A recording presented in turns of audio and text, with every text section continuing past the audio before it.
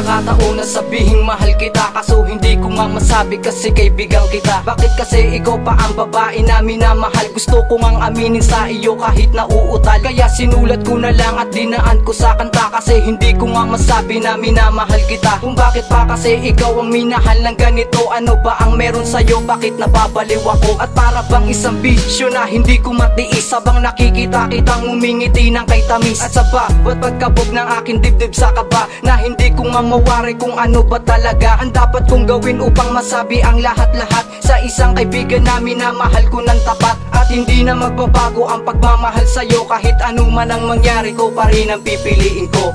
Simula pa lang nang magkaibigan tayo, ay meron akong nadama na pag-ibig sa'yo.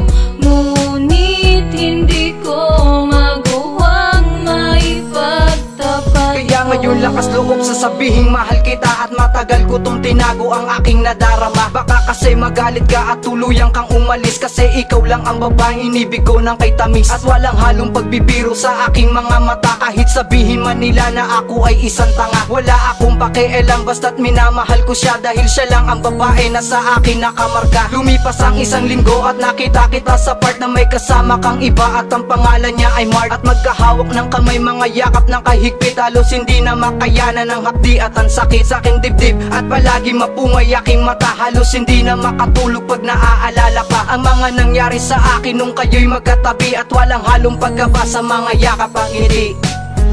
Ngayon lang ako nagkalakas ng loob na sabihin lahat ng damdamin ko para sa'yo, dahil sa takot na ikaw ay lumayo. Ngayong ikakasal ka na sa magagara mong suot, iba't iba ang mga rosas na sa'yo'y nakapalibot, habang dahan-dahan na sinusuot sa iyong daliri ang singsing, halos hindi na makayanan ng sarili. Labis akong nangungulila at tuloy sa pagpatak ng mga luha sa mata, walang tigil na pag-iyak, halos hindi na makatulog at parating ng lasing, habang nakatulala at nananaginip ng gising. At sinasabi sa sarili, bakit ba hindi ako ang minahal ng totoo? Hindi sana naging ganto, na lumuluwat labis ang pagkabigo sa aking sarili, at ang buhay kong ito hindi na maisang tabi. Tanging larawan mo na lang ang nagsisilbing alaala at pag-asa na magbabalik ka pa at makasama, kahit magpakabaliw at magpakatanga sa'yo, dahil sa'yo ay maladrama ang takbo ng buhay ko. Ngunit huli na pala